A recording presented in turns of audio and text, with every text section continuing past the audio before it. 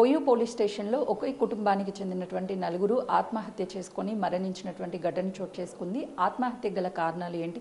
ప్రస్తుతం OU inspector Rajender sir ఉన్నారు. Sir చెప్పండి, ప్రాథమిక నిర్ధారణలో ఏం తేలింది? ఈ ఫ్యామిలీ సూసైడ్ కేసులో ప్రాథమిక నిర్ధారణ అనేది ఫైనాన్షియల్ క్రైసిస్ అనే మాకు ప్రాథమికంగా మాకు నిర్ధారణ అయింది. వాళ్ళ కుటుంబ సభ్యులను కూడా తెలుసుకున్నాము, వాళ్ళు కూడా అదే చెప్పారు. అది కాకుండా ఇంకేమైనా విషయాలు అయి ఉంటాయేమని చెప్పేసి ఆ కోణంలో కూడా మేము దర్యాప్తు చేస్తున్నాము, కేసు కూడా రిజిస్టర్ చేసినాము. ఆ తర్వాత ఏమన్నా తెలిస్తే మీకు తెలియపరుస్తుంది. చంద్రశేఖర్ రెడ్డి ఎక్కడ వర్క్ చేసేవాళ్ళు, ఎలా ఉంటుంది ఫ్యామిలీ, చుట్టుపక్కల వాళ్ళు ఏమైనా చెప్తున్నారా? ఫ్యామిలీ అంతా బాగానే ఉంటుండే, వాళ్ళిద్దరి మధ్యలో కూడా ఎటువంటి విభేదాలు లేవు. భార్యాభర్తల మధ్యలో కూడా ఈయన ఇంతకుముందు 2014లో రియల్ ఎస్టేట్ బిజినెస్ చేస్తుండేవాడు. తర్వాత ఏదో లాస్ జరిగింది, దాని తర్వాత ఈ బిజినెస్ ఎందుకు టీచింగ్ ఫీల్డ్కి వద్దాంలే, ఈయన కెమిస్ట్రీ కూడా మంచి ఎంఎస్సీ చేసినాడు. నారాయణ కాలేజ్లో కెమిస్ట్రీ లెక్చరర్గా కూడా పనిచేసినాడు. దాని తర్వాత 5-6 months బ్యాక్ జాబ్ కూడా ఆయన క్విట్ చేసేసి ఇంట్లోనే ఉండేవాడు. ఈ ఇబ్బందుల వల్లనే, ఆర్థిక ఇబ్బందుల వల్లనే ఫ్యామిలీ మొత్తం సూసైడ్ చేసుకున్నట్టు మాకు ప్రాథమిక నిర్ధారణలో మాకు తెలిసింది. సార్, జాబ్ మానేశాక అటు ఫైనాన్షియల్గా ఏమన్నా ఇటు చంద్రశేఖర్ రెడ్డి కుటుంబ సభ్యులతో కానీ లేకపోతే కవితారెడ్డి కుటుంబ సభ్యులతో కానీ షేర్ చేసుకోవడం కానీ మనీ అడగడం కానీ ఇదేదన్నా చేశారా సార్? కవిత వాళ్ళ బ్రదర్ చెప్పిన దాని ప్రకారం అయితే ఒక 4-5 lakhs కావాలంటే కూడా ఇంకా 2 రోజులు ఆగమ్మా, నేను అరేంజ్ చేస్తానని కూడా ఈ కవిత కుటుంబ సభ్యులు అయినటువంటి వాళ్ళ అన్న కూడా చెప్పిండు. అదేవిధంగా ఈ చంద్రశేఖర్ రెడ్డి వైపు కుటుంబ సభ్యులు కూడా ఇంతకుముందు కూడా హెల్ప్ చేసినారు. ఈ ఆర్థిక ఇబ్బందులు ఉంటే వాళ్ళకు అంటే తోచిన విధంగా వాళ్ళకు అంటే వాళ్ళ స్తోమతను బట్టి వాళ్ళు కూడా హెల్ప్ చేసారు. అయినా కూడా ఈయన బయటపడలేదామని చెప్పేసి మేము అనుమానంలో ఉన్నాం.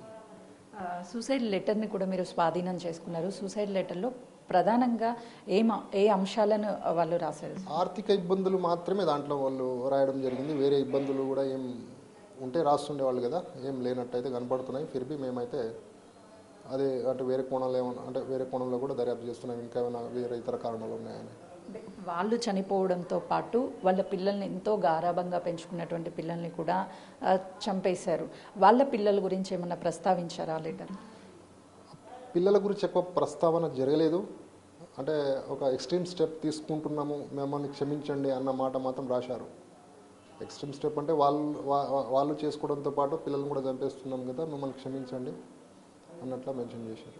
అంటే పిల్లల్ని ఎలా చంపేశారు సార్? వాళ్ళు ఆల్రెడీ హ్యాంగింగ్ చేసుకున్నట్లుగా కూడా ప్రాథమికంగా వాళ్ళ మార్క్స్ ఉన్నవి, అవన్నీ పిల్లల్ని ఎలా చంపేశారు? పిల్లల మెడ పైన కూడా మార్క్స్ ఉన్నాయి. అంటే వీళ్ళు బలవంతంగా స్ట్రాంగులేషన్ చేసారా లేకపోతే వాళ్ళకి ఏమన్నా ఊరి పెట్టినారా అనేది అది దర్యాప్తు జరుగుతుంది, నిర్ధారణ చేస్తాం. చంద్రశేఖర్ రెడ్డికి సంబంధించి వాళ్ళ ఫ్యామిలీలో అటు ఫైనాన్షియల్ కూడా వెల్ సెటిల్డ్, ఎక్కడ ఇబ్బందులు లేవు అని, అసలు వాళ్ళ ఫ్యామిలీ బ్యాక్గ్రౌండ్ ఏంటి సార్? బేసిక్గా వీళ్ళ ఫాదర్ దగ్గర చూసుకుంటే వ్యవసాయ కుటుంబమే. తర్వాత వీళ్ళ అన్నదమ్ములు కూడా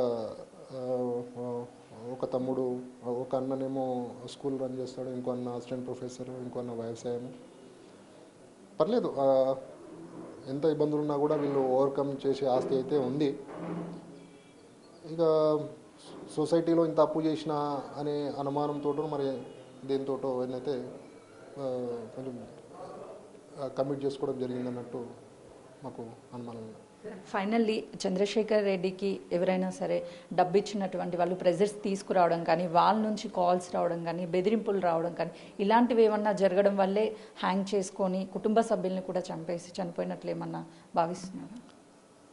మేమైతే యాంగిల్లో అయితే వెళ్తాము, నోట్లో అయితే ఎక్కడ మెన్షన్ చేయలేదు.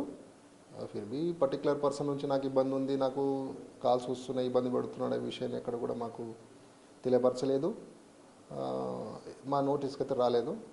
మేమైతే 360 degrees యాంగిల్లో మాత్రం దర్యాప్తు చేస్తాం. ఏమైనా వేరే ఇబ్బందులు ఏమైనా ఉన్నాయనేది కూడా మేము తెలుసుకోవడానికి ప్రయత్నం చేస్తాం ఇన్వెస్టిగేషన్. చంద్రశేఖర్ రెడ్డి సూసైడ్ లెటర్లో ఆర్థిక ఇబ్బందులే కారణము అని అంటూ నన్ను క్షమించండి అని అంటూ లెటర్ రాశారు. పోస్ట్ మార్టం అనంతరం కూడా వచ్చేటువంటి రిపోర్ట్ ఈ కేసుకి సంబంధించి కీలకంగా మారనుంది.